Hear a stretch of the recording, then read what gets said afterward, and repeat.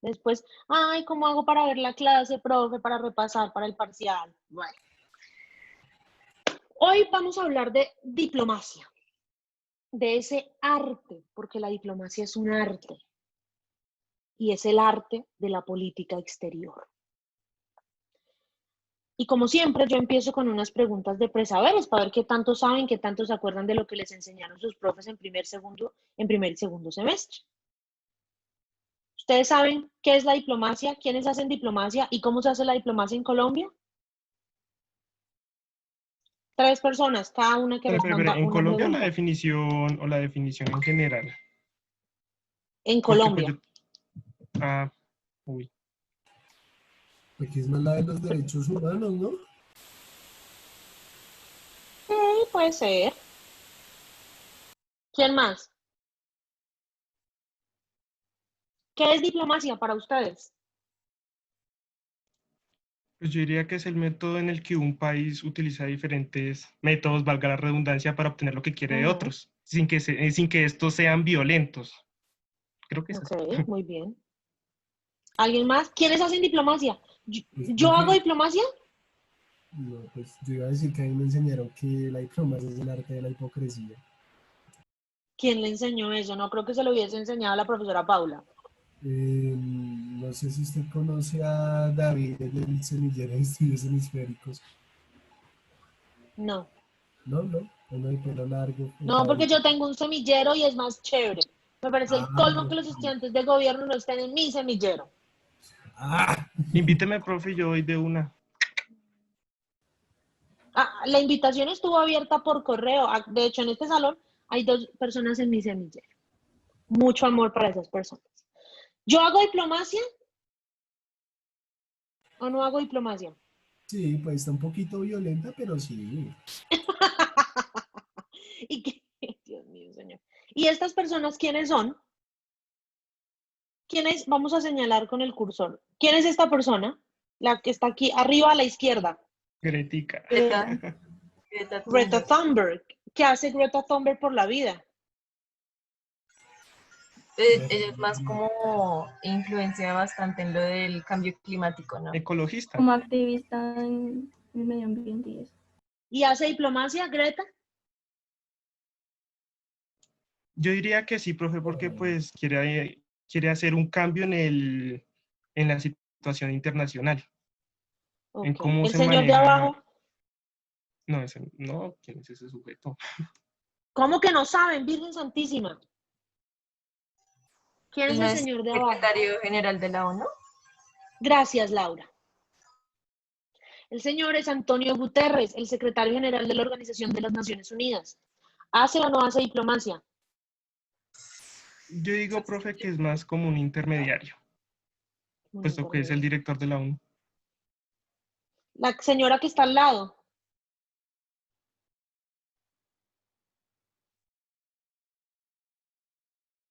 ¿Quién es la señora que está al lado?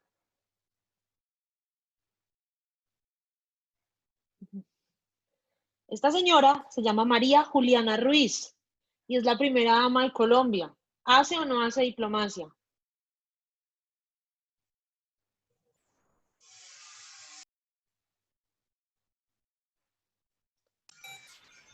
Profe, ¿cómo es su primera dama de Colombia?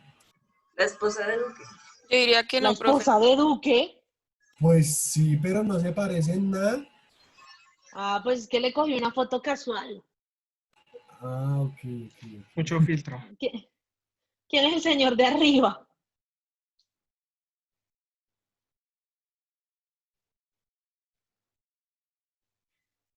Pista, es el hombre más rico del mundo.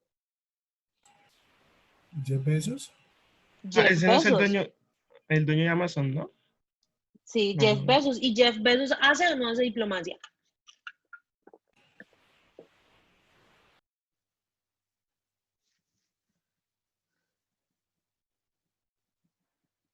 ¿Quién es la niña de al lado? La chica de al lado.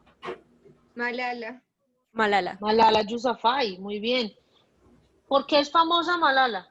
Porque ella defiende lo del medio ambiente. no, los derechos humanos y civiles. Ajá, Y muy también como bien, la Lisette. independencia de la mujer. ¿Y por qué más es famosa Malala? Premio Nobel de Paz. Porque fue la mujer más joven, la persona más joven en la historia en ganar un premio Nobel de Paz. Y además, porque los talibanes en Pakistán la balearon y casi la matan. ¿Y quién es el señor de abajo? Parece un cantante, creo que es un cantante. Es un cantante. Se llama Yuri Buenaventura. Es un cantante colombiano que no es famoso acá, pero es supremamente famoso en Europa. Y es uno de los pocos colombianos que tiene la medalla de la Legión de Honor de la República Francesa por sus aportes a la cultura en el mundo. Ellos hacen diplomacia, al igual que muchas otras personas hacemos o hacen diplomacia. Y ahorita vamos a hablar un poco más a fondo de eso. Pero antes recordemos dos conceptos de los que hablamos la semana pasada en clase. La política exterior, que es el conjunto de las decisiones públicas que toma el gobierno de un Estado en función a qué?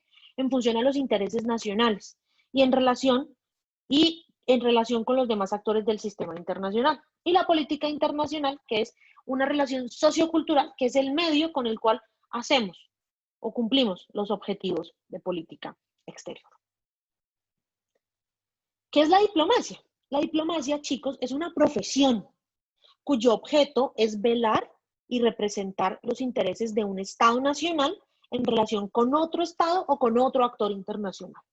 Esta palabra, la palabra diplomacia, proviene del francés diplomatie, que a su vez viene del latín diploma y del vocablo griego diploma.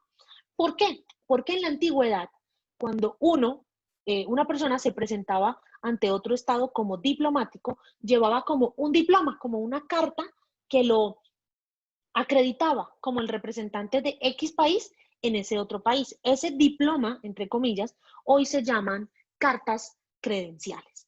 Y son las que va y presenta un embajador nombrado ante cualquier país, va y le presenta las cartas credenciales al jefe del Estado de ese país para decirle, mire, mi Estado me nombró embajador en este país.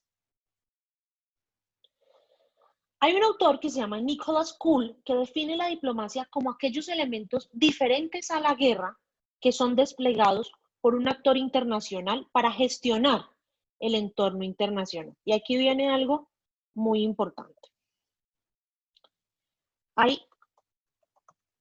La diplomacia se entiende de dos maneras.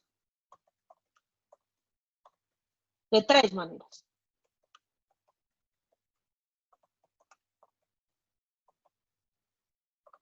El soft power, el hard power y el smart power. ¿Qué es el hard power? El hard power es el poder de la guerra. Es decir, es el poder de la disuasión militar como método para hacer que los estados hagan lo que tú quieras que hagan. Acuérdense que el semestre pasado, cuando yo los vi en teoría de las relaciones internacionales, hablábamos de el poder. ¿Y qué es el poder? El poder es la capacidad que yo tengo para lograr que tú hagas lo que yo quiero que hagas. Entonces, hay estados que utilizan el hard power, el poder de la guerra, para conseguir esos objetivos. ¿Como cuáles, por ejemplo? ¿Como qué estados utilizan ese poder de la guerra para lograr sus objetivos? O más que de la guerra, de la disuasión militar. Estados Unidos. Rusia. Los Estados Unidos. Rusia. Muy bien. Básicamente son esos dos, Estados Unidos y Rusia. Hay otro que es el soft power, que si encontrara mi cursor podría escribirlo, que es el poder de la diplomacia, de aquel elemento que no es la guerra para lograr lo que yo quiero lograr. Un ejemplo de un estado que no use los medios de la disuasión militar o de la guerra para lograr sus objetivos. Colombia. Colombia, sí. ¿Y qué métodos usa Colombia para lograr sus objetivos? Pues dejarse la Diplomacia, el diálogo. El diálogo. La colaboración. Okay. La cooperación. Okay. Muy bien. ¿Qué otro país, qué otro estado diferente a Colombia? Francia, ¿no? India. Japón, a veces. De acuerdo a Francia, la lectura. India. Japón, muy bien. ¿Qué otro estado? Les falta un grupito de gente súper importante. Profe, yo tengo una duda. Ahí clasificaría, Señora, en ese tipo de poder, ¿clasificaría China o en dónde clasifica él? China clasifica muy bien. China clasifica en el soft power. ¿Por qué China clasifica en el soft power? Porque China ha utilizado la diplomacia comercial para lograr sus objetivos.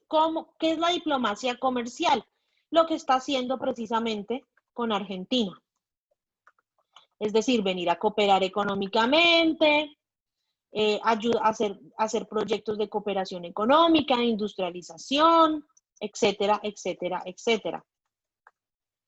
Pero hay otros, bueno, les falta la Unión Europea. Ustedes no quieren a la Unión Europea, ya me di cuenta.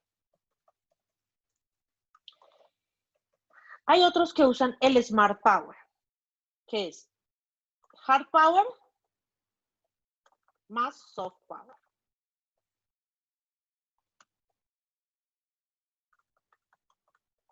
¿Cómo así Hard Power más Soft Power? Pues sencillo, es combinar lo mejor de los dos, a veces la disuasión militar es importante, pero la cooperación es más importante, y eso nos permite lograr nuestros objetivos a nivel internacional. Muy pocos estados realmente usan el Smart Power. ¿Por qué muy pocos estados usan el Smart Power? Porque cuando uno va a negociar, por ejemplo, con los Estados Unidos, es muy difícil, por ejemplo, decirle a Estados Unidos, es que si usted no hace lo que yo quiero, le mando una bomba atómica o cualquier cosa de esas, porque pues evidentemente es Estados Unidos o es la Unión Soviética. No podemos hacer ese tipo de cosas. Venga, porque no puedo pasar la diapositiva. Dime, Andrés. Entonces, para emplear el Smart Power es necesario que haya un punto de equilibrio entre lo que yo tengo y lo que tienes, obviamente en todo lado. Exactamente. Profe, Y ¿qué el países? problema es que el sistema no es 100% equilibrado.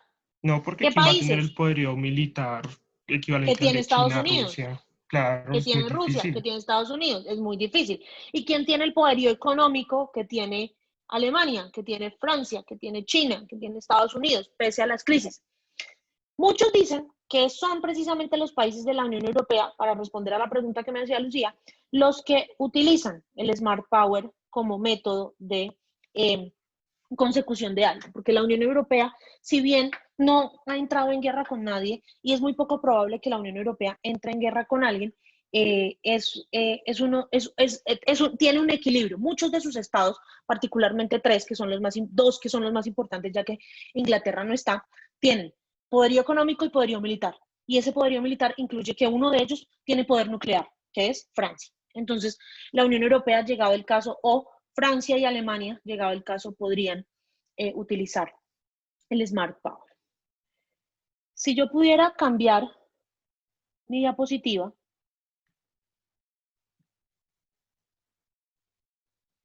Ya sé, ya. Dios mío, Zoom, te odio. Dime, Sofía. De América Latina, bueno, sí, de Latinoamérica, ¿habría alguien que use ese Smart Power? Podría usarlo Brasil, porque Brasil tiene una economía boyante y un ejército muy bien preparado, pero tradicionalmente la política exterior brasilera siempre se ha centrado en convertirse en un líder del continente, en un líder en la región, por su riqueza cultural, por su riqueza ambiental, y no por los medios de la guerra. Pero entonces, profe, digamos, en lo económico, ¿realmente Brasil cómo actúa en el escenario internacional, o por lo menos en el escenario latinoamericano? Yo no he visto, yo no lo que pasa es, una concepción lo que pasa es que Brasil tiene un problema. Brasil tiene un gobierno de derecha, un gobierno que no se preocupa tanto por esos temas, y que digamos que el Brasil de Bolsonaro es una copia fiel del Brasil de los Estados Unidos. Pero en los 90, el Brasil de Fernando Henrique Cardoso, y en los 2000, el Brasil de Lula da Silva, se centraron en hacer muchos proyectos de cooperación económica, en impulsar los bloques de concertación como el Mercosur, para convertirse en un actor sólido en el sistema internacional. Es decir, Brasil es un Estado que cree en que son sus socios quienes lo van a impulsar a un lugar de poderío en el sistema internacional, no es él solo. Y eso viene dado por la concepción de la política exterior que tiene Brasil, que es una política exterior de Estado que fue formulada más o menos en el año 1930 y que dice algo más o menos así, y es que Brasil va a usar todos los recursos naturales, culturales, históricos y políticos que tiene para convertirse en un actor relevante en el sistema internacional, en una potencia del sistema internacional, apoyado por sus socios. ¿Cuáles son sus socios naturales? Los países del Mercosur, es decir, Argentina, Uruguay, Paraguay, Argentina, Uruguay y Paraguay. ¿Qué es lo que pasa? Que Bolsonaro desechó el Mercosur, Bolsonaro se quiere salir del Mercosur porque los gobiernos de Argentina, Uruguay y Paraguay son de una corriente ideológica contraria a la que tiene el hoy gobierno brasilero. Según Nicholas Kuhl, hay dos formas de diplomacia. La diplomacia tradicional, que es el intento de un actor internacional de gestionar el entorno internacional, valga la redundancia, mediante las tareas de compromiso. Y la diplomacia pública.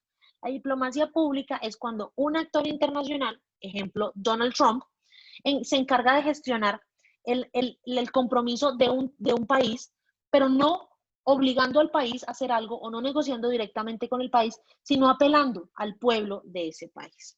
Por ejemplo,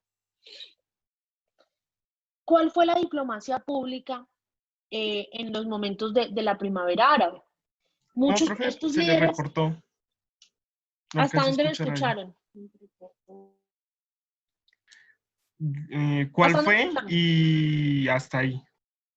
¿Cuál fue la diplomacia pública en los tiempos, por ejemplo, de la primavera árabe? Cuando la gente empezó a protestar en todos estos países del Magreb africano, el mundo entero, ellos empezaron a hacer diplomacia mediante la protesta, porque nosotros los seres humanos, también, nosotros los individuos como actores del sistema, también podemos hacer diplomacia, y hacemos justamente esta diplomacia pública, esta diplomacia donde nos vemos obligados a utilizar unos medios que no son políticos para lograr nuestros objetivos. Cuando todas las personas de los países de la zona del Magreb africano empezaron a protestar, todos los países del mundo empezaron a desplegar sus métodos diplomáticos tradicionales para obligar a Mubarak, para obligar al líder de Túnez y demás a que renunciaran al poder, a que se fueran del poder. Esa es la diplomacia pública. La diplomacia pública es cuando tú logras movilizar a las personas de un determinado estado para hacer algo, para lograr un objetivo. Pero lograr movilizar esta diplomacia pública requiere de mucha organización. Eso es lo que están tratando de hacer. Eso es lo que está tratando de hacer el movimiento de Black Lives Matter en Estados Unidos. Eso es lo que tratan de hacer los movimientos sociales y colectivos en todos los países de América Latina, los movimientos feministas en Chile, los movimientos estudiantiles en México, inclusive los movimientos sociales en Colombia. Entonces, esta diplomacia tiene unas características, y es que en la antigua diplomacia era solo el Estado el que hacía diplomacia, solo los líderes, solo los estados. En la nueva diplomacia no, en la nueva diplomacia los estados y los otros actores también hacen diplomacia. En la antigua diplomacia se hacía por periódicos o por teléfono. La nueva diplomacia se hace por internet, se hace por las redes sociales. En la antigua diplomacia, y antes pasaba mucho, que había una clara definición entre las noticias y una clara diferenciación entre las noticias internacionales y las noticias nacionales, y una no se veía vinculada a la otra. En la nueva diplomacia, y gracias al auge de la globalización, las noticias nacionales y las noticias internacionales son una sola, porque lo que pasa en el extranjero impacta en Colombia y lo que pasa en Colombia impacta en el extranjero. Hoy en día, en la antigua diplomacia, la teoría que se usaba para explicar la diplomacia era 100% la teoría política. Hoy no. Hoy hay teorías corporativas, teorías de empresas, teorías económicas, teorías sociales. ¿Por qué? Porque de una u otra manera todo influye en la diplomacia. Hoy en día la diplomacia no es solo política, la diplomacia también es económica, la diplomacia también es cultural. Antes se usaba la palabra imagen internacional y prestigio para explicar la diplomacia de un país. Hoy no, hoy se usa poder blando o denominación nacional. ¿Qué es el poder blando? son aquellos medios diferentes a la guerra para lograr los objetivos que yo tengo. Antes la antigua diplomacia era vertical, era del actor nacional, del actor estatal a la población extranjera. Pero hoy la diplomacia es horizontal. Puedo hacer diplomacia yo, puede hacer diplomacia Ana María, puede hacer diplomacia Donald Trump o puede hacer diplomacia Greta Thunberg, que va a ser escuchada y va a ser reproducida de la misma manera. En la antigua diplomacia lo que buscábamos era dirigirnos a un objetivo. Yo, Estados Unidos, quiero apelar al pueblo de China para que se acabe la guerra comercial. Pero no estamos usando al pueblo de China como medio para llegar al presidente de China. Acá no. Acá si yo quiero que mi mensaje, o si yo como líder político quiero que mi mensaje llegue a la población de un determinado país, les hablo directamente a ellos, usando los medios de comunicación masiva. Y realmente el objetivo de la diplomacia siempre va a ser el mismo, a pesar de que cambien los medios y los métodos de hacerlo. Es gestionar el entorno internacional. Gestionar la forma en la que yo voy a conseguir los objetivos de mi país. ¿Hasta aquí todo claro? ¿Alguna duda? Todo claro. Pero la diplomacia no nació ayer, ¿cierto? La diplomacia nació hace mucho tiempo, entonces vamos a hablar un poquito, muy cortito, de la historia de la diplomacia. Más o menos en el Renacimiento, la diplomacia no existía como la conocemos hoy en día, sino que se basaba en unos emisarios que eran enviados de diferentes estados y se limitaban a cumplir un rol, era el rol de mensajeros. Ejemplo, yo, María Isabel Cadrasco, era una emisaria de la ciudad-estado de Florencia, en Italia, e iba a la ciudad-estado de Milán como embajadora, por decirlo así, como emisaria. Y lo único que yo hacía era mandarle mensajes al gobernador, al líder de esta ciudad-estado, mire, mi jefe quiere hacer esto, queremos negociar esto, pero yo no tenía un rol más allá. La diplomacia empieza a cambiar con la teorización del derecho en la antigua Roma, porque se crea algo que se llama el ius gentium o el derecho de gentes, que era el derecho de los extranjeros de movilizarse, y aquí empieza a surgir la nación de diplomacia. ¿Por qué? Porque ya tenemos que empezar a cuidar los intereses de nuestros nacionales que viven en otros estados. Entonces así empezaron a nacer los primeros embajadores, que reemplazaban a los generales, porque antes todo era por los medios de la guerra, y ahora en esa época se buscaba hacer mediante los medios hablados, mediante la negociación y demás. Entonces, hay dos grandes concepciones de los expertos, de los que más saben de diplomacia. El primero, ustedes lo leyeron para esta semana, que es Henry Kissinger. Henry Kissinger fue secretario de Estado de los Estados Unidos, es decir, el equivalente a nuestro ministro de Relaciones Exteriores, y él dijo que el primer diplomático como tal, que se puede conocer como tal en la historia moderna de las sociedades, es el cardenal Richelieu, el cardenal francés del rey Luis XIII de Francia, porque Richelieu en su momento, en los momentos en los que asesoraba a Luis XIII, aplicó una nación en materia de política internacional, y es que la política internacional debe aplicar a la raison d'etat, o sea, a la razón de Estado. Es decir, que aquí empezamos a hablar de eso que hablábamos la semana pasada, que es que la diplomacia y la política internacional deben responder ¿a qué? A los intereses que tiene mi Estado respecto del entorno internacional. Durante las guerras napoleónicas, Karl von Clausewitz, que fue un oficial de estas guerras, dijo que la diplomacia dijo que la guerra era la prolongación de la política por otros medios. Es decir, la guerre, c'est le prolongement de la politique por d'autres moyens. ¿Eso qué quiere decir? Que nosotros hacíamos la guerra, o los estados hacían la guerra, porque es que no lograban ponerse de acuerdo hablando, entonces tocaba hacer la guerra. Hoy, entonces, la guerra, chicos, en los tiempos antiguos, hasta más o menos la Segunda Guerra Mundial, hasta el final de la Segunda Guerra Mundial, es decir, más o menos hasta el año 45, la guerra también era una forma de hacer diplomacia, pero era una forma muy agresiva, usando la palabra que usó Mateo hace un rato, para hacer diplomacia. Hoy en día lo que se busca es que la guerra no sea una forma de diplomacia, sino que la forma principal de diplomacia sea precisamente el diálogo, la negociación y la cooperación internacional para el desarrollo. Entonces, la diplomacia, la historia diplomática, se divide en dos grandes épocas. Una desde la antigüedad hasta el siglo XV y una desde el siglo XV hasta la actualidad. Entre la antigüedad y el siglo XV, la diplomacia tenía un carácter ambulante, es decir, no era fija. Yo podía ir y venir, un solo diplomático o un solo enviado podía ir y venir y hacer las labores diplomáticas en diferentes lugares. Pero además la diplomacia carecía de unas normas básicas de funcionamiento, no estaba organizada, era como, yo necesito que usted vaya y me ayude con el príncipe, con el rey de Inglaterra, entonces vaya y me ayuda, pero no era como, vamos a nombrar un diplomático en propiedad, etcétera, etcétera, etcétera. Entre el siglo XV y la actualidad dividimos esta época en tres grandes momentos. Del siglo XV al Congreso de Viena, del Congreso de Viena a la Primera Guerra Mundial y del final de la Primera Guerra Mundial, es decir, desde el año 1919 hasta la actualidad.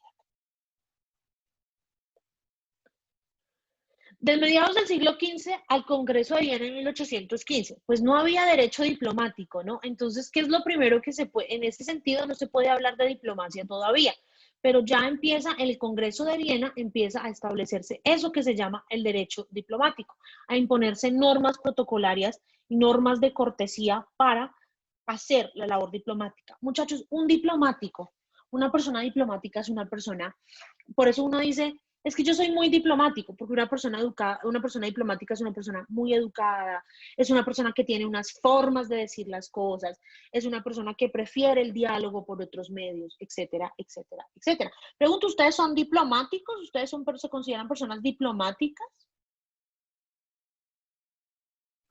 Sí. Sí, en especial yo. Sí, Mateo, tú eres súper diplomático. Es que Parece usted no tiene tacto para hablar. yo quedo sorprendida. Como, mire, aquí lo acaba de demostrar que usted no tiene tacto para hablar.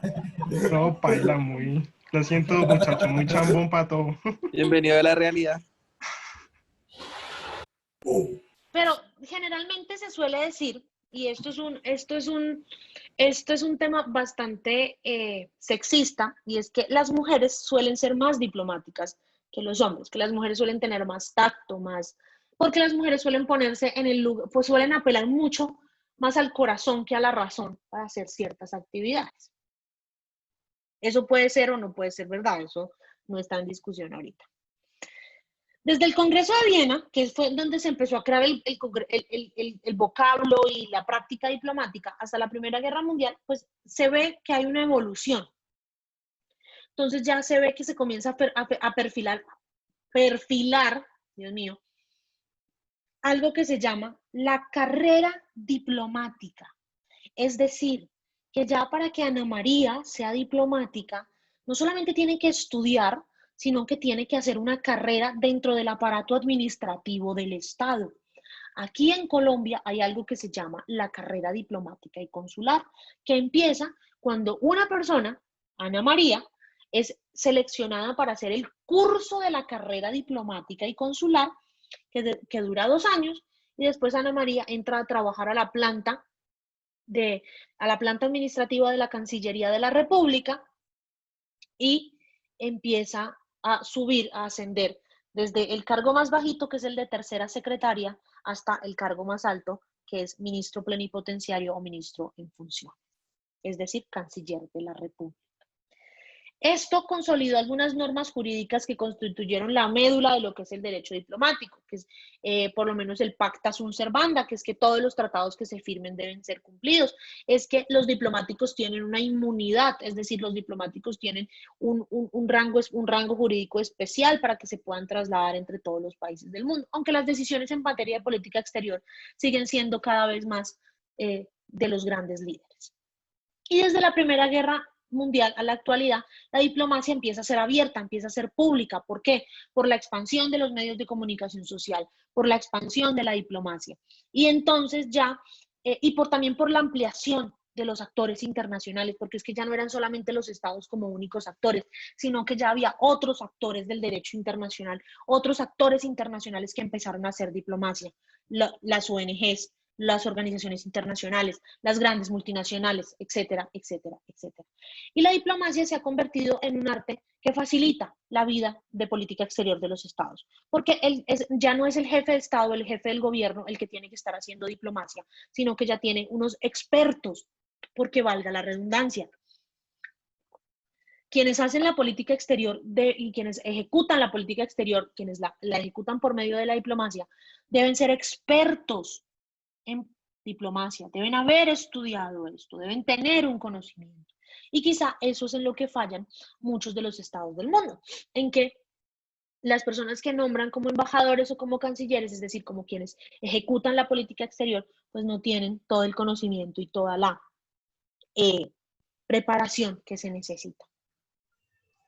Profe, pues eso es como lo que sucede también aquí en Colombia, ¿no? Porque tú nos contaste Exactamente. que está encargada de las relaciones exteriores acá, y pues yo la investigué y ella es psicóloga, pero no tiene ningún estudio en diplomacia ni nada de eso.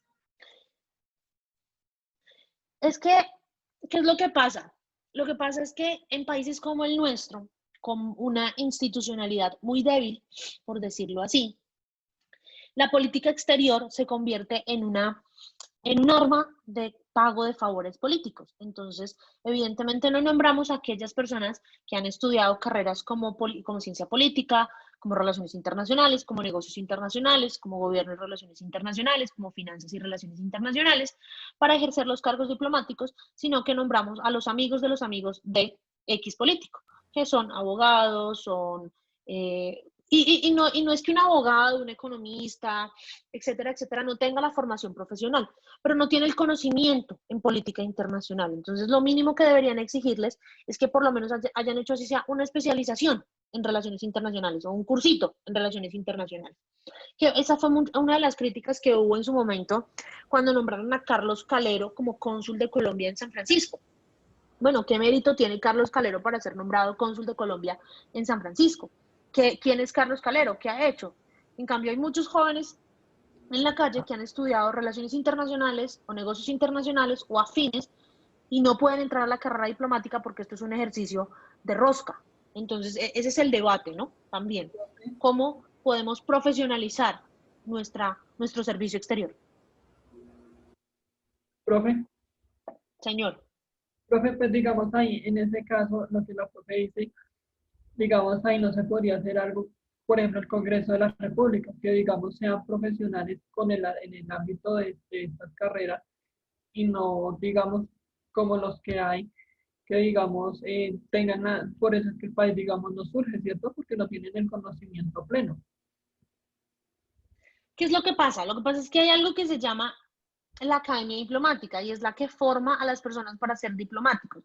Pero cada 2 años admiten a 35 personas. Evidentemente, mientras esas 2 personas se forman y mientras esas 35 personas se forman y hacen todo el proceso de escalafonamiento, hay que nombrar a alguien en cargos como encargados de negocios, embajadores, cónsules y demás. Y pues toca echar mano de lo que hay. Yo soy de las que piensa que debería haber una norma emanada desde el Congreso de la República, donde se exija que sí, que pueden ser profesionales en lo que quieran, pero que mínimo tengan un curso de un diplomado por lo menos en relaciones internacionales, que eso es lo que abunda hoy en día, para que puedan conocer cómo funciona el Estado en materia de política internacional, porque no todo el mundo sabe eso. Y los que lo sabemos, pues no tenemos acceso a ese grupo selecto de personas, por decirlo así. Por eso hoy se habla de la nueva diplomacia, porque ya no solamente son los estados los que hacen diplomacia, sino que los actores internacionales son cada vez más fuertes y hacen más diplomacia. Y pues los mecanismos que utilizamos nosotros para hacer diplomacia son las redes sociales, las nuevas tecnologías, etcétera, etcétera. Y estas nuevas tecnologías han hecho que sepamos más cosas en menos tiempo, han hecho que tengamos más conocimiento de todo en menos tiempo. Yo les preguntaba si ustedes podían hacer diplomacia. Ustedes, por supuesto que pueden hacer diplomacia, porque cuando ustedes se van de intercambio, por ejemplo, el día que Andrés se vaya de intercambio para, no sé, para el Tecnológico de Monterrey, hacer su semestre de Gobierno y Relaciones Internacionales en el Tecnológico de Monterrey, en México, él va a ser un embajador de Colombia y de la Universidad de la Gran Colombia en México. Entonces, si Andrés se porta mal, no van a decir, oye, es que Andrés se portó mal. Van a decir, oye, es que esos estudiantes de la Universidad de la Gran Colombia, sí, qué cosa tan terrible. Entonces ustedes también son embajadores, ustedes también hacen diplomacia, cuando conocen gente de otros países, cuando hacen relaciones con otros países. Por lo menos aquí tenemos 3 niñas que van a ser nuestras embajadoras en un evento a finales del mes de septiembre. Entonces ellas no se van a representar a sí mismas, sino que van a representar a la Universidad, la Gran Colombia. Y de su comportamiento también depende mucho la imagen que quede de la Universidad, la Gran Colombia, a nivel nacional. Entonces, hay 3 grandes formas de diplomacia. La diplomacia ad hoc, que es una diplomacia realizada temporal y extraordinariamente, es decir, que tiene un tiempo particular y un tiempo establecido. La diplomacia en la cumbre, que es la que hacen los jefes de Estado y de gobierno y los ministros de Relaciones Internacionales. Y la diplomacia parlamentaria, que se desarrolla entre los miembros de los congresos y demás. Todo esto, estas 3 formas de diplomacia son las 3 formas tradicionales y son las que realiza, como por decirlo así, el Estado. La ad hoc, que se realiza para una cosa específica, la diplomacia en la cumbre, que es la que hace nuestro presidente o nuestro ministro de Relaciones Exteriores, cuando está en una cumbre internacional, por ejemplo, en la cumbre de la ONU, en la cumbre de la OEA, etcétera, etcétera, etcétera. Y la diplomacia parlamentaria, que es la que se hace con miembros de otras organizaciones internacionales. Entonces, que digamos que aquí hay una cosa muy chévere que se llama el Parlamento Andino, que la conforman parlamentarios de los países de la Comunidad Andina de Naciones, y entonces ellos se reúnen con miembros del Parlamento Europeo, etcétera, etcétera, etcétera. Es decir, que la hacemos como entre organizaciones, ya más, menos entre estados, más entre grupos, entre regímenes internacionales, que se llama, que llaman Kyohei-Ninai. Hay una cosa que se llama la misión diplomática. La misión diplomática, pues, es ese grupo de personas que son nombradas para desempeñar funciones diplomáticas en un territorio de otro estado. Entonces, está la misión diplomática de Colombia ante Estados Unidos, encabezada ¿por quién? Por el embajador Francisco Santos. La misión diplomática de Estados Unidos en Colombia, encabezada ¿por quién? Por el embajador Kevin Whitaker, etcétera, etcétera, etcétera. Dime, Laura. Profe, ¿ahí qué ejemplo sería de la diplomacia ad hoc? La diplomacia ad hoc, un ejemplo de la diplomacia ad hoc. Este ejemplo. Ya se los voy a proyectar. Este es el ejemplo perfecto de diplomacia ad hoc. Diplomacia para resolver una sola cosa en específico.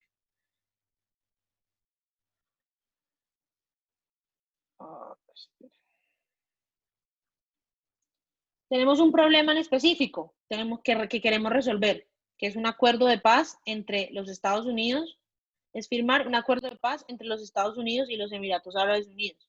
Enviamos una misión diplomática ad hoc, es decir, una misión diplomática temporal que nos va a ayudar a resolver ese conflicto.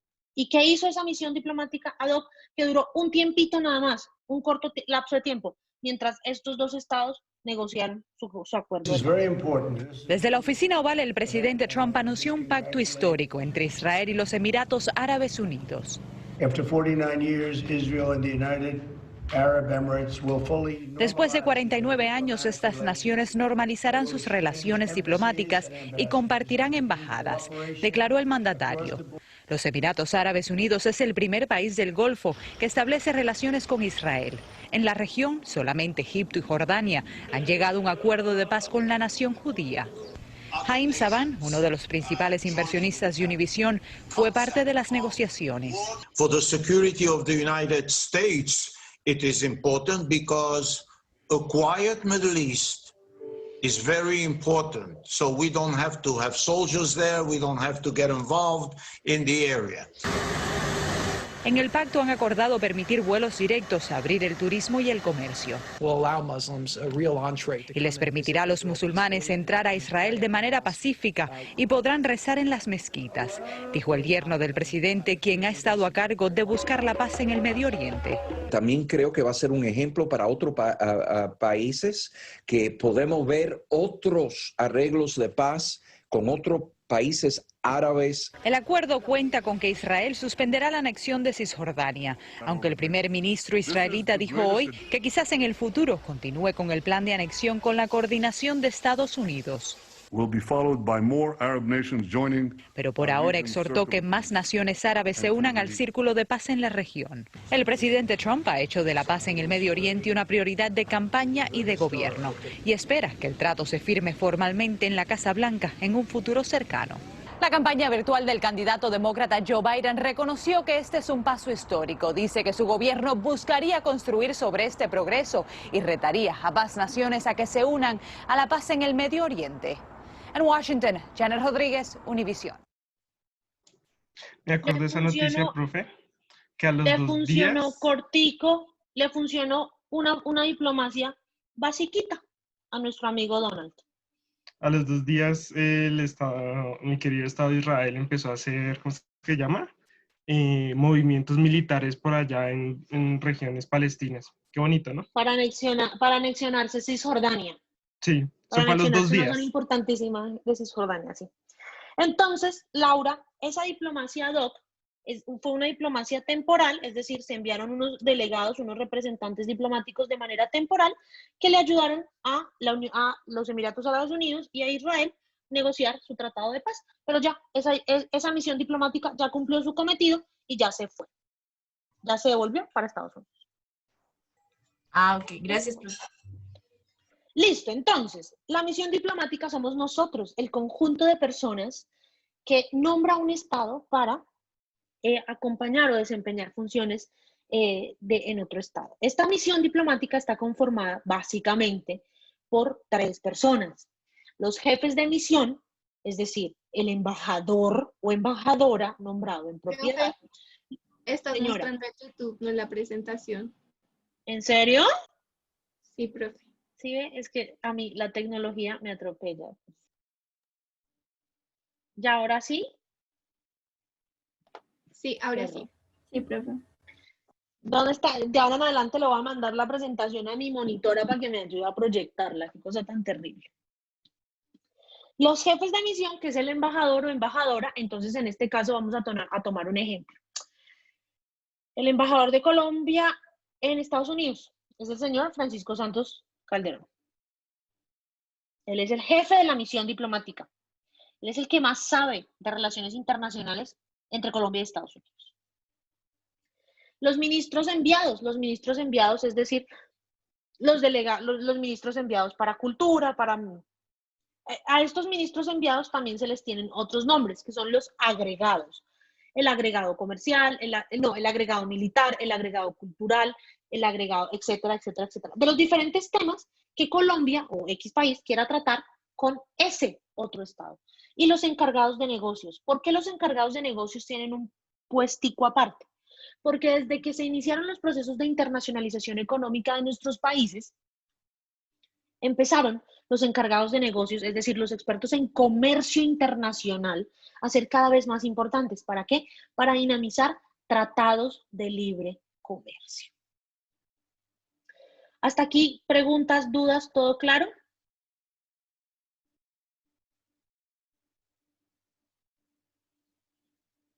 Sí, profe. ¿Todo claro? Sí, profe. Listo, entonces vamos a hablar de la diplomacia en la actualidad. Y para hablar de la diplomacia en la actualidad, yo quiero que empecemos hablando de un señor que se llama Mike Pompeo.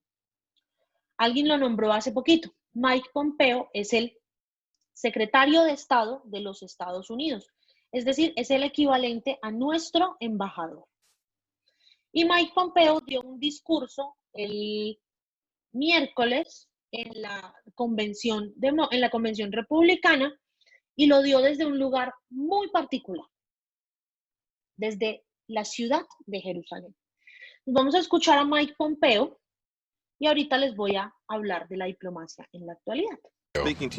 Estoy hablándoles desde la hermosa Jerusalén, viendo la... Soy Mike Pompeo. Estoy hablándoles desde la hermosa Jerusalén, viendo la ciudad vieja. Tengo un gran trabajo como el esposo de Susan y el padre de Nick. Susan y Nick están más seguros y su libertad más segura porque el presidente Trump ha puesto su visión en acción. Esto puede que no sea muy popular en todos los países, pero ha funcionado. El presidente Trump entiende.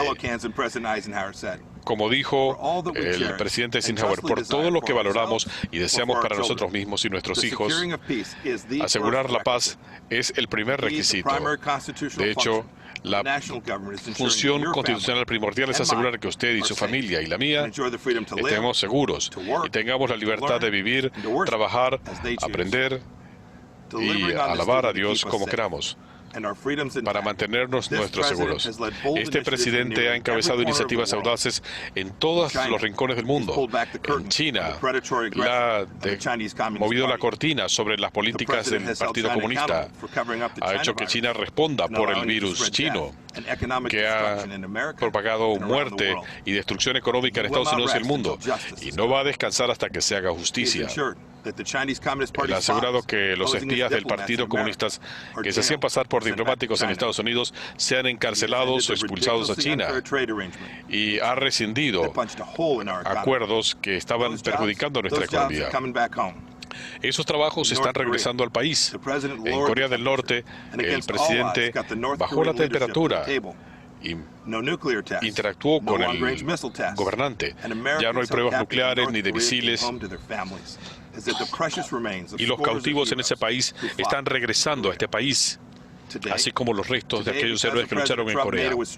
Hoy, gracias a la actuación del presidente Trump, Ucrania tiene armas defensivas y Estados Unidos eliminó tratados que le impedían construir armas para frenar la agresión de Rusia. Y en el Oriente Medio, cuando Irán amenazó, el presidente aprobó la eliminación de Qasem Soleimani, el hombre responsable por la muerte de cientos de soldados estadounidenses y miles de cristianos en el Oriente Medio. Y ISIS controlaba un territorio tan extenso como el Reino Unido. Gracias a la actuación del presidente, el califato ha sido erradicado. Su líder, Abu Bakr al-Baghdadi, está muerto y nuestros valerosos soldados están regresando a casa. El presidente sacó a Estados Unidos de un desastroso acuerdo con Irán y ha estrangulado a los ayatolás, a Hezbollah y Hamas. El presidente trasladó la embajada a Jerusalén, la capital del Estado de Israel. Y hace 2 semanas el presidente logró un acuerdo histórico entre Israel y los Emiratos Árabes Unidos, un acuerdo del que leerán nuestros nietos en los libros de historia. Como soldado, yo vi gente desesperada tratando de huir hacia la libertad.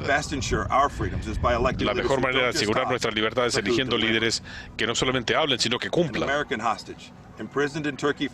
Un rehén estadounidense que estuvo en Turquía por 2 años dijo cuando fue liberado que sobrevivió con estas palabras de las Escrituras: ten fe, persevera y llega al final.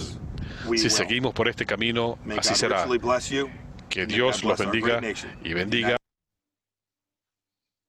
Entonces, ¿por qué es tan importante el discurso de Mike Pompeo precisamente desde Jerusalén? Porque tradicionalmente, desde hace mucho tiempo, se ha considerado y se había tenido a Jerusalén como una ciudad neutral en el conflicto entre árabes e israelíes. Palestina reclamaba a Jerusalén como la capital de su estado, e Israel reclamaba a Jerusalén como capital de su estado. Pero la Organización de las Naciones Unidas no logró darle, no le dio a ninguno de esos estados la potestad de tomarse Jerusalén como su capital. Y dijo, no, Jerusalén es una ciudad neutral porque en Jerusalén confluyen los 3 grandes centros religiosos de las 3 religiones monoteístas más importantes de la historia. Está la Iglesia de la Natividad, que es el principal centro religioso de los cristianos, la Mezquita de Al-Aqsa, que es el principal centro religioso de los musulmanes, y el Muro de las Lamentaciones, que es el principal centro religioso de los judíos. Entonces, nosotros, las Naciones Unidas, vamos a administrar Jerusalén. Y así había venido siendo hasta que al jefe del señor Mike Pompeo se le ocurrió decir que Jerusalén era la capital del Estado de Israel y trasladar la sede diplomática de los Estados Unidos para Israel. Eso fue un golpe diplomático muy importante para aumentar las pretensiones de nuestros amigos los judíos en torno a todo este conflicto árabe-israelí. Eso es hacer diplomacia. Con pequeños actos que son muy significativos, los estados logran hacer un ejercicio diplomático. ¿Cómo es la diplomacia en la actualidad? Primera pregunta, ¿puede evaluarse la diplomacia ¿De la misma forma? No. Porque la diplomacia, el ejercicio diplomático va variando dependiendo del tiempo histórico, de los rasgos de los países, de las personas que ejercen la diplomacia y de los problemas que ocupa la diplomacia. No es lo mismo evaluar una relación de cooperación económica entre China y Brasil, entre China y Argentina, perdón, que evaluar una relación económica entre China y los Estados Unidos, porque hay intereses diferentes en juego. En uno están los intereses de poderío económico, en otro los intereses de arrebatarle cierto poder a Estados Unidos, etcétera, etcétera. No es lo mismo evaluar nuestras relaciones diplomáticas con los Estados Unidos, que han sido unas relaciones diplomáticas basadas en, es que no quiero decir esa palabra, pero no se me ocurre otra, en el servilismo hacia los Estados Unidos, que nuestras relaciones diplomáticas con la Unión Europea, que son unas relaciones diplomáticas que han tratado de ser basadas más en la igualdad entre ambos estados. Entonces, ¿qué es la diplomacia nuevamente? Para que no se les vaya a olvidar otro concepto diferente al que nos habían dado, al que nos había dado Nicholas Kuhl. Según el diccionario de Oxford para la lengua inglesa, la diplomacia es nada más y nada menos que la gestión de las relaciones internacionales mediante la negociación. Ojo, uno no negocia, uno no hace diplomacia, sino negocia. Y cuando uno negocia, está dispuesto a ceder para que nuestra contraparte ceda. Entonces, digamos que yo me pongo a negociar con Andrés una venta de un lapicero, por ejemplo. ¿Qué es lo que yo tengo que hacer? Ceder en mis pretensiones para que Andrés pueda ceder en las suyas. ¿Cuál es mi pretensión? Que Andrés me lo venda más barato. ¿Cuál es la pretensión de Andrés? Que yo se lo compre, como sea. Entonces cedemos, no, que Andrés me dice que me lo venden 10.000. No, Andrés, yo no tengo sino 9.000. Entonces Andrés tiene que ceder para que yo también pueda ceder y decirle, no, es que yo te lo compro, pero tal cosa. Es decir, la negociación, muchachos, es lo más importante y es lo más relevante que debe saber un diplomático. Diplomático que no sepa negociar es un diplomático que está perdido. Y muchos de nuestros diplomáticos, tristemente, no saben negociar. ¿Cómo evaluamos la diplomacia? La diplomacia se evalúa en dos grandes momentos. Desde principios de la historia hasta el año 1914 y desde el año 1914 hasta nuestros días. Entre principios de la historia y 1914, Europa era el centro del sistema internacional. Las grandes potencias estaban en Europa. ¿Cuáles eran las grandes potencias? El Imperio Británico, el Imperio Francés, inclusive en algunos tiempos el Imperio Español. Hasta 1914 había una clara definición entre cuáles eran las grandes potencias y cuáles eran las pequeñas potencias.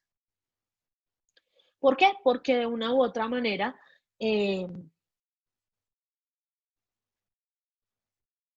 los países estaban definidos en términos de, como lo decía el realismo clásico, en términos de poder. En todas las naciones europeas de la historia había un servicio diplomático que se regía por los mismos principios. ¿Cuáles eran esos principios? Eran los principios de obtener el mayor poder para mi Estado. Acuérdense, muchachos, que en relaciones internacionales, al final, seas realista, seas constructivista, seas idealista, o seas neorrealista o neoliberal, lo que más va a importar es cuánto poder tengas. Hasta 1914, las personas que diseñaban la política exterior eran muy poquitas, unas 2 o 3 por estado. ¿Por qué? Porque la política exterior era un tema de secretismo. Es decir, que solamente el presidente y el canciller y quizá el embajador sabían lo que se iba a hacer en materia de política exterior. No es como ahora, que todo el mundo sabe cuáles son los objetivos de un país en política exterior, porque los presidentes necesitan, pues, que todo el mundo sepa qué van a hacer. Pero después de 1914 cambiaron las cosas. Porque después de 1914 los países empezaron a entender que había una relación muy clara entre política interna y política externa. Es decir, que había que lo que pasaba o lo que nosotros definíamos en política interna iba a impactar en lo que nosotros hacemos en política externa. Y esto se ha visto mucho y lo hemos visto muchísimo nosotros acá en Colombia, como las decisiones que nuestro Estado, por ejemplo, ha tomado en términos del conflicto armado interno en Colombia ha repercutido en la toma de decisiones del país en materia de política exterior. Pero es que resulta que después de 1914, Europa ya no era el centro del sistema internacional. El centro del sistema internacional eran los Estados Unidos de América. Y los Estados Unidos de América rechazaban la diplomacia secretista de Europa. Y decían es que la diplomacia tiene que ser pública. La gente tiene que saber qué estamos haciendo en materia de política exterior para que, como decía Mike Pompeo, podamos promover la paz y la seguridad internacional. Y además, después de 1914, precisamente, se crean nuevos organismos decididos y que están determinados a promover y promulgar la paz y la seguridad internacionales. ¿Como cuáles? Como la ONU, por ejemplo, que a muchas personas no les gusta, que a muchas personas creen que no sirven, pero que ha logrado su cometido principal, si lo vemos en ese orden de ideas, que era evitar una nueva confrontación internacional. La multitud de temas de la agenda internacional, porque es que ya los temas en la agenda internacional, chicos, no son solamente los temas económicos, los temas militares y los temas políticos, sino que también el medio ambiente ya es un tema en la agenda internacional, la cultura es un tema en la agenda internacional, los derechos de las minorías es un tema en la agenda internacional.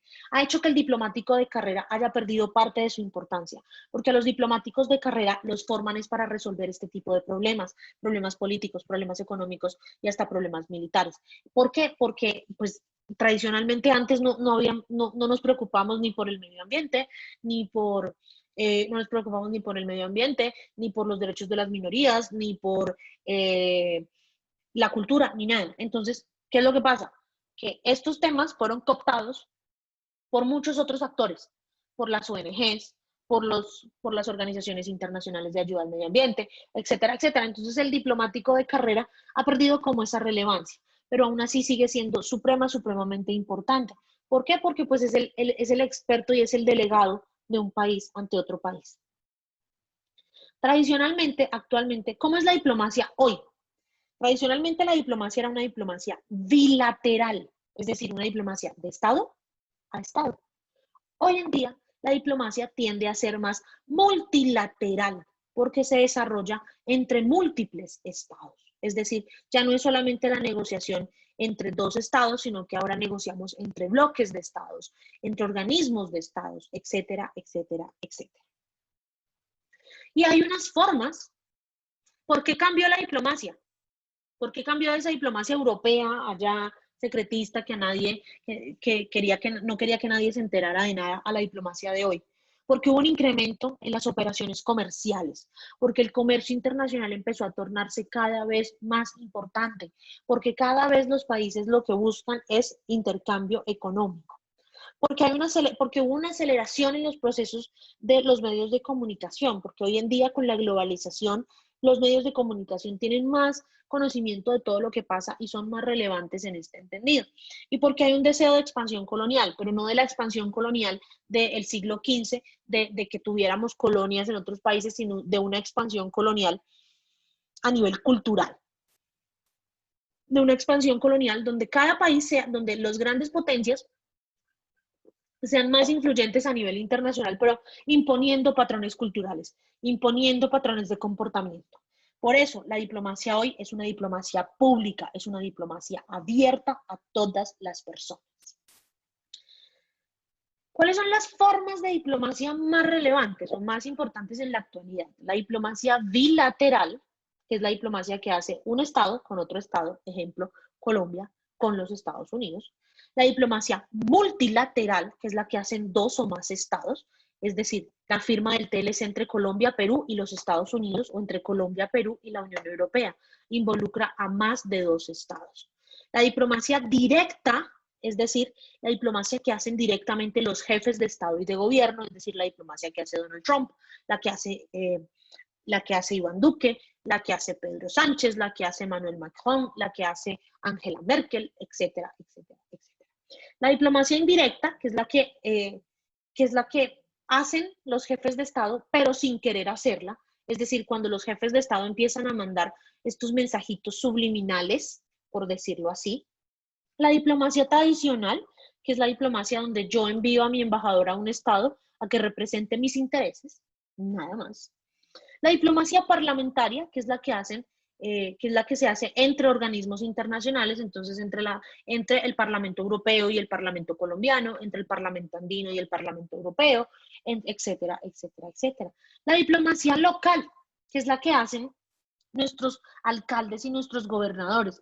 Antes la diplomacia solamente la hacían los jefes de Estado y de gobierno, pero hoy no, con la multiplicidad de actores, con la multiplicidad de temas y con el avance de la globalización y de la interconexión de las sociedades, los alcaldes y gobernadores también pueden hacer diplomacia, y una forma de hacer diplomacia local es mediante la firma de acuerdos de algo que en Colombia somos muy fan y que son las ciudades hermanas. ¿Cómo así las ciudades hermanas? Pues que, por ejemplo, hay un ejemplo muy claro y muy clásico, y es que Barranquilla hizo un acuerdo con la ciudad de New Orleans en Estados Unidos, en el estado de Luisiana, para que fueran ciudades hermanas, para que pudieran cooperar. Entonces el alcalde de Barranquilla va a New Orleans y hacen procesos, hacen reuniones, hacen negociaciones para que de allá haya un vuelo directo New Orleans-Barranquilla todas las semanas, etcétera, etcétera, etcétera. Esa es la diplomacia local. La diplomacia Profe, local puede ser...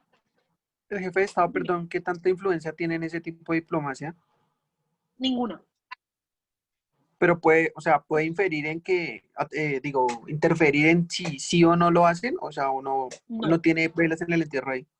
No tiene ninguna vela en ese entierro, porque recuerda que los entes descentralizados, es decir, los municipios y los departamentos, son entes autónomos.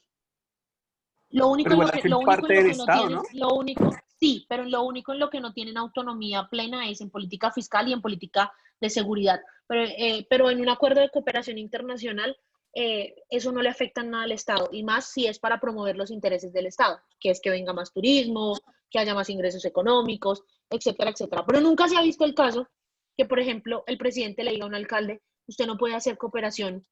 Bueno, sí se vio hace poquito, cuando Iván Duque desautorizó al alcalde de Medellín a que no trajera médicos cubanos. Pero porque lo vimos desde el punto de vista de la seguridad nacional. Porque para el gobierno colombiano traer médicos cubanos era traer infiltrados, pero no porque realmente tenga una relevancia. Es decir, ¿en qué nos afecta que el alcalde de Cali, por ejemplo, firme un acuerdo de cooperación con el alcalde de Flandes en Bélgica para que venga un vuelo directo Flandes-Cali con 100 turistas semanales? En nada. Antes eso nos beneficia. Pero si desde el Estado, desde la jefatura del Estado, se ve que esta diplomacia local afecta a la seguridad nacional, sí podrían influir, pero tradicionalmente nunca pasa, porque lo que se hacen son acuerdos culturales y todo este tema para aumentar el turismo y demás. Ok, profe, gracias. Y está la diplomacia ciudadana, que es la que hacemos nosotros, y la diplomacia pública, es la diplomacia de los seres humanos, es la diplomacia de los movimientos sociales, la diplomacia de los estudiantes universitarios, de las feministas, de los grupos de campesinos, que es cuando nos movilizamos para exigirle al Estado, pues, que nos cumpla lo que nos prometió y que nos valide los derechos humanos en este sentido. Estas son las principales y más importantes formas de diplomacia, chicuelos. Y entonces ustedes se preguntarán, bueno, la diplomacia, ¿cómo se explica desde las teorías de las relaciones internacionales, ¿no? Ustedes que les gustan tanto las teorías de las relaciones internacionales. ¿Qué hace la diplomacia? La diplomacia, según las relaciones internacionales, se encarga de los asuntos de los estados, lo hace por medios pacíficos, teniendo a la negociación como un punto fundamental, y ocurre en una condición de pluralidad de intereses. Es decir, yo no negocio con alguien que no tenga unos intereses también, donde no haya un equilibrio, por decirlo así, en las necesidades de unos y otros. Nosotros hicimos un TLC con Estados Unidos porque ambos teníamos una necesidad: disminuir los aranceles de los productos que entraban y salían de Colombia hacia Estados Unidos y de Estados Unidos hacia Colombia. Entonces, por eso decidimos sentarnos a negociar. Según los liberales, la diplomacia... ¿El TLC con Israel también? Por ejemplo, Colombia-Israel. Por ejemplo, nosotros también teníamos una necesidad de negociar con Israel un acuerdo comercial, y ellos tenían una necesidad también de tener una puerta de entrada a América Latina, y nosotros somos su puerta de entrada a América Latina porque nosotros somos lo más parecido a Israel que hay en América Latina.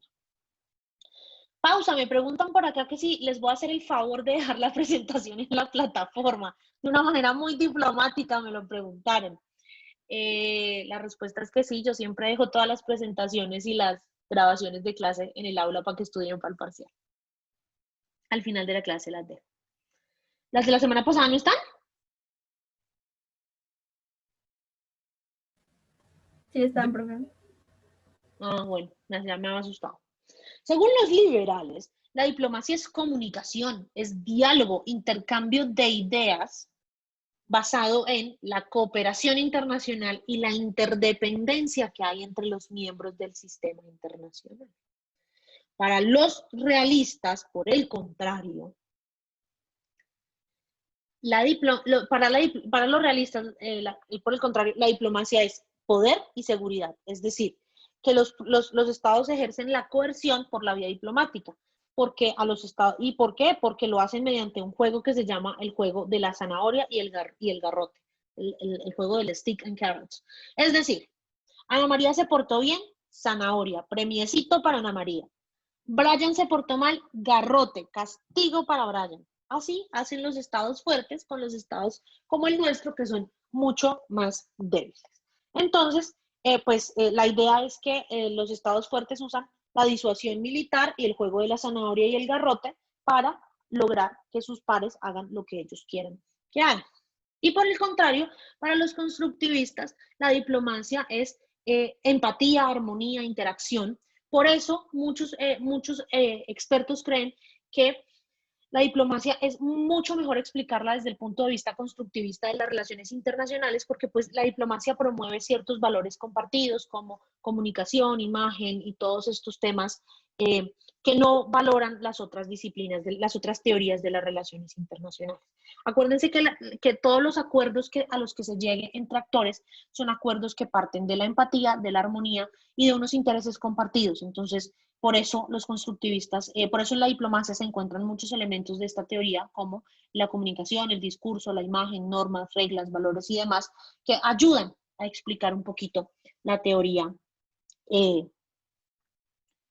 la diplomacia desde el punto de vista de los constructivistas, pero pues cada estado aplica la diplomacia como mejor le convenga y como mejor se adapte a sus intereses nacionales. Hasta aquí, ¿alguna pregunta? Algo que no les haya quedado claro, algo que quieran que repita. Por favor, no se queden con la duda. ¿Todo está más claro que el agua? Sí, profe. Todo está más claro que el agua. Perfecto. Henry, ¿todo está más claro que el agua? Profe, te iba a pedir el favor, si pues de las formas diplomáticas que habías hablado, de las bilaterales y las directas, los ejemplos que habías expuesto, las podías volver a traer a colación, por favor. Vamos a devolvernos. Diplomacia bilateral es la diplomacia de Estado a Estado, es decir, una diplomacia que se hace entre Colombia y Estados Unidos, sin un tercero de por medio, dos estados, negociando para algo en particular.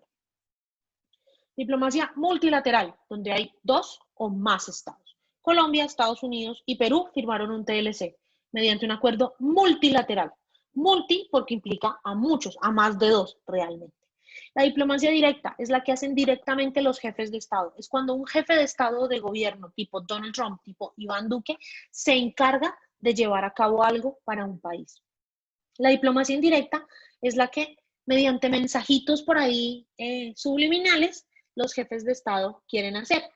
La diplomacia tradicional es esta diplomacia donde los estados negocian entre sí para lograr un objetivo.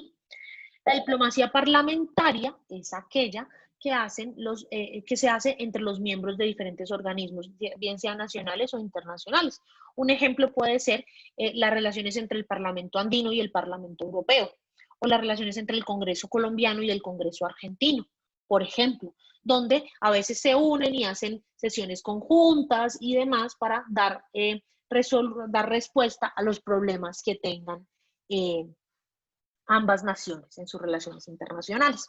La diplomacia local es aquella que hacen los entes descentralizados, es decir, aquella que hacen las alcaldías, las gobernaciones, y que va más ligada a estrechar lazos de cooperación con otras ciudades hermanas en el mundo para atraer turismo, atraer inversión extranjera y todo este tipo de cosas, atraer estudiantes de intercambio y demás.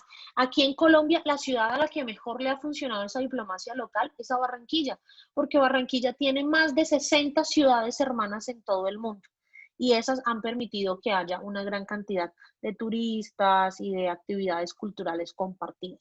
Quizá la hermandad más importante que tiene Barranquilla fue el ejemplo que les puse anteriormente, que es con la ciudad de New Orleans, en el estado de Luisiana, en los Estados Unidos. Y la diplomacia ciudadana y pública es la que hacemos nosotros, la que hacemos los movimientos colectivos, los movimientos sociales, los estudiantes universitarios, la que hacemos nosotros los individuos como actores del sistema para incidir en que los estados hagan una política pública diferente a un tema que a nosotros nos interese. Profe, una pregunta. Ay. Dime, Laura. Pero prácticamente esas dos formas de diplomacia no serían como una sola.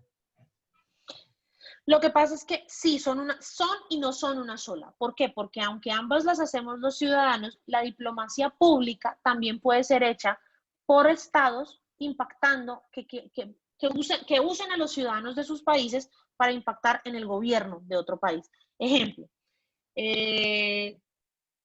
Nicolás Maduro apela a la sociedad colombiana para que Iván Duque abra el puente. Entonces dice, es que yo quiero pedirle a la sociedad colombiana que luche por la apertura del puente internacional y no sé qué. Y nosotros acá le copiamos el mensaje a Maduro y empezamos a protestarle a Iván Duque en la Casa Nariño para que Iván Duque abra el puente. Profe, es decir, la diplomacia pública... Es decir, que esta pública va como influenciada ya por un jefe mayor, ¿sí? Y la otra ya es más ciudadana. Exactamente, la otra ya es más de nosotros. Ah, ok. Lizeth, ¿me ibas a preguntar algo?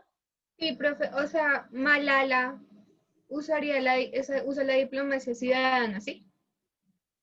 ¿O cuál Sí, de Malala usa la diplomacia ciudadana, Greta Thunberg usa la diplomacia ciudadana, Leonardo DiCaprio cuando habla de medio ambiente usa la diplomacia ciudadana. ¿Quién más? ¿Quién más usa la diplomacia ciudadana? Bueno, todos estos activistas medioambientales, activistas por los derechos humanos y demás, usan la diplomacia ciudadana. Movilizan a los ciudadanos para obligar a los países a que hagan algo. ¿Alguna otra pregunta? Muchas gracias, profe. Pregunten, que a mí me gusta que ustedes pregunten. Bueno, entonces, ¿qué vamos a hacer ahora? Si no hay más preguntas. Mateo. No, profe, qué pena, un error. No te preocupes. ¿Qué vamos a hacer ahora? Ustedes se van a ir muy tranquilitos, se van a reunir en grupitos de 3. Ustedes, en grupitos los que ustedes quieren, van a responder estas 3 preguntas. ¿Cuál es el rol del profesional en gobierno y relaciones internacionales en la diplomacia actual? ¿Cuál es la forma de diplomacia más aplicada por el Estado colombiano? ¿Y cuál teoría de relaciones internacionales nos sirve más para explicar la forma de hacer diplomacia en Colombia? Y todo eso lo van a responder en 2 parrafitos y me lo van a enviar al correo electrónico. Ustedes tienen mi correo electrónico, ¿cierto? De todas maneras lo voy a anotar acá. En el chat. ¿Hasta cuándo me lo van a enviar? Hasta hoy a medianoche. Profe, ya voy a colgar la presentación. Ya voy a colgar la presentación y ya voy a colgar. Y bueno, y apenas se termine la grabación de convertir, yo subo la grabación. Lucía y Andrés tienen desde las 11:30 hasta las 11:45 de la mañana habilitado el quiz de la semana pasada en la plataforma. ¿Cómo les fue en el quiz a los demás? Bien, profe. 5 del alma. Sí, estaba 5 del alma.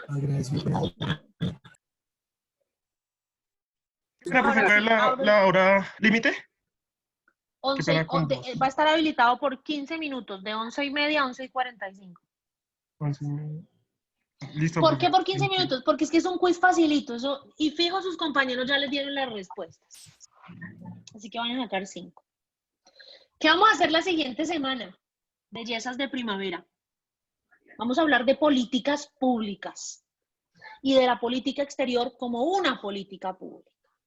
Entonces los invito a que en la semana 4 ya están estos dos textos, El equilibrio de poder en la teoría de las relaciones internacionales de Esther Barbé y Hacia una definición del concepto de política pública de Raúl Velázquez. La siguiente semana no va a haber análisis de prensa. La siguiente semana cada uno de ustedes va a tener 3 minutos para que nos haga un análisis de una de estas dos lecturas, la que a ustedes les haya parecido más interesante, y para que hagan preguntas. Y es nota. Entonces, todos a preparar las lecturas. Y nos vemos entonces el otro viernes en Zoom. Gracias, profe. Listo, profe, muchas gracias. Listo. Nos vemos la siguiente semana. Chao, se cuidan, que tengan un feliz fin de semana y estudien mucho. Ya les voy a subir la presentación para que vean las 3 preguntitas y por lo menos en unos 15 minutos les subo la grabación también. ¿Listo? Listo, profe. Gracias. Vale, profe, gracias. Chao, Gracias, se cuidan profe. todos. Profe. Chao. Hasta la Lucía, próxima. Karen y Laura, nos vemos esta tarde.